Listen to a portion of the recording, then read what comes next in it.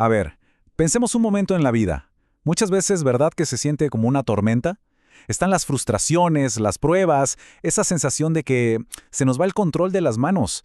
Y en medio de todo ese caos, hay un ruido constante que somos nosotros mismos, nuestras quejas. Bueno, hoy vamos a meternos de lleno en una idea que es súper poderosa. ¿Cómo es posible encontrar un silencio, pero un silencio lleno de fe, justo en el ojo de ese huracán? Entonces, para empezar, una pregunta que va directo al grano, ¿no? Cuando llegan las dificultades, cuando todo se pone cuesta arriba, ¿qué sonido sale de nuestro interior? ¿Es ese ruido constante de la frustración? ¿O es más bien una calma, la calma de quien sabe que descansa en algo más grande? Esta pregunta, créanme, va a ser nuestra guía hoy. Y aquí está el epicentro de toda nuestra conversación. Este pasaje de la Biblia no se anda con rodeos, ¿eh? Es una advertencia súper directa, súper severa, sobre el poder destructivo de la queja. Esto nos obliga a preguntarnos, a ver, ¿qué es exactamente esta queja? ¿Y por qué se toma tan en serio? Ok, vamos con la primera sección. El ruido de la queja. Aquí es donde vamos a desmenuzar el problema. Vamos a explorar la anatomía de esa voz interna, de ese descontento que la Biblia describe con una palabra muy precisa: murmuración. Y aquí va un dato que a mí, la verdad, me pareció fascinante. Si uno se pone a revisar las escrituras, la palabra murmurar o alguna de sus formas aparece 24 veces. Y ojo, solo para hablar de la actitud de los israelitas en el desierto, 24 veces. Pensemos en lo que eso significa. No fue algo que pasó una vez y ya, no, era un patrón, casi una forma de ser que marcó una parte importantísima de su historia. Entonces, para que quede claro, cuando leemos murmuración, no estamos hablando de un concepto teológico súper antiguo y abstracto. Para nada. Estamos hablando de algo que todos conocemos perfectamente. Quejarse, protestar, refunfuñar, lloriquear. Es ese sonido de insatisfacción que, si somos honestos, es bastante familiar. Pero, ¿de dónde viene todo esto? Bueno, el análisis apunta a una idea muy poderosa y que muchas veces ni nos damos cuenta que la tenemos. La idea de que nos merecemos ciertas cosas. Creemos que tenemos derecho a una vida cómoda, a que nos vaya bien, a que nada nos interrumpa. Y la queja es, básicamente, el ruido que hacemos cuando la vida real no sigue el guión que le escribimos. Y esto nos lleva directo al corazón del conflicto. Sección 2. Una cuestión de derechos. Se trata de una batalla interna, ¿saben? Un choque de frente entre dos maneras totalmente distintas de ver el mundo y de lo que creemos que nos toca en él. Miren esta tabla, lo resume perfectamente. Por un lado, nuestra perspectiva, la humana. Merezco esto, trabajé duro por esto, mi familia tiene que estar segura. Y por el otro lado, la perspectiva de la fe responde: a ver, todo es un regalo. Dios es el dueño de todo, y Él te da la fuerza para lo que venga. Son dos visiones del mundo que no podrían ser más diferentes. Y ahí está el nudo del asunto. El conflicto nace de ese deseo tan humano que tenemos de llevar el timón, de controlar nuestro destino. Y ese deseo, pues, choca de frente con la idea de un Dios soberano, cuya visión es total y cuyo plan, bueno, la mayoría de las veces se nos escapa por completo. Pasemos a la tercera sección, el arte de la entrega. Ok, si ese es el problema, ¿cuál es la solución? Aquí vamos a explorar una respuesta que no se trata de luchar más fuerte, sino de algo que las fuentes llaman un verdadero arte, el arte de la entrega.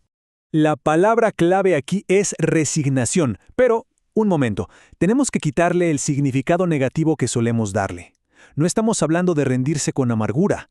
La definición que se nos propone aquí lo cambia todo. Es la resistencia sin quejarse.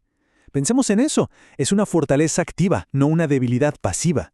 ¿Qué diferencia? Las fuentes la llaman una entrega inteligente. O sea, no es rendirse a ciegas y ya. Es una decisión, una elección consciente y deliberada de confiar.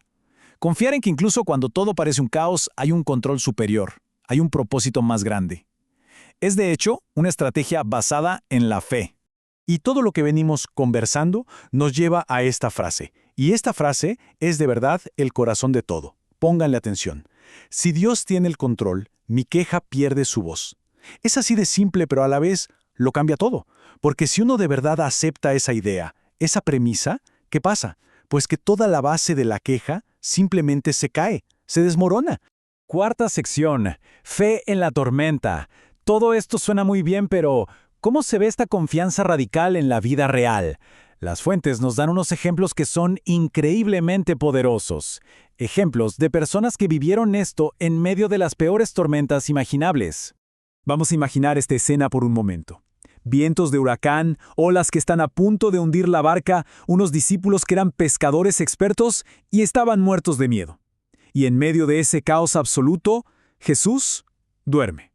¿Por qué? Porque su paz no dependía de que no hubiera tormenta. Su confianza estaba en quien tenía el control final sobre ella. Luego, claro, tenemos a Job. En un solo día lo pierde absolutamente todo. Hijos, fortuna, salud, todo. Y su primera reacción, ante un dolor que ni podemos imaginar, no es una queja, no es una acusación, es esta declaración increíble de soberanía. O pensemos en el sacerdote Elí. Le dan la noticia más devastadora, que sus propios hijos van a ser juzgados por Dios. ¿Y su respuesta? Es de una sumisión que te deja sin palabras. No hay negociación, no hay protesta, solo una entrega total a la voluntad divina, por más dolorosa que fuera. Y por último, Aarón. Después de la muerte repentina y terrible de sus dos hijos, la Escritura dice algo muy simple. Y Aarón calló. En el peor momento de su vida, su respuesta fue el silencio. Una aceptación sin quejas ante lo que no se puede comprender. Y es que a veces, el silencio es la expresión más profunda de fe que existe. Bueno, llegamos a la última sección, el momento de elegir. Todos estos ejemplos, todas estas ideas nos traen a este punto.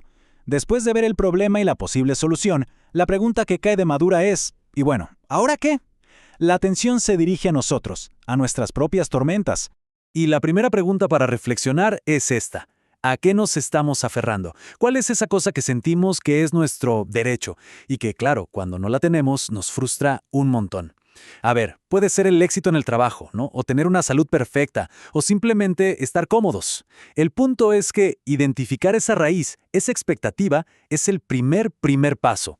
La segunda pregunta nos reta a cambiar el chip. Si partiéramos de la convicción de que cada prueba viene con la fuerza que se necesita para aguantarla, ¿cómo cambiaría nuestra forma de orar? A lo mejor dejaríamos de pedir que se vaya la tormenta y empezaríamos a pedir la fuerza para navegarla. ¿No les parece? Y así, todo se resume en esta elección final, una elección que resuena. En el corazón de cada uno, en medio de cada dificultad, hay dos voces que compiten. Una es la voz ruidosa de la queja, la que exige sus derechos. La otra es el silencio profundo de la confianza, la que se entrega. Y la pregunta que queda flotando en el aire es, ¿cuál de las dos va a sonar más fuerte?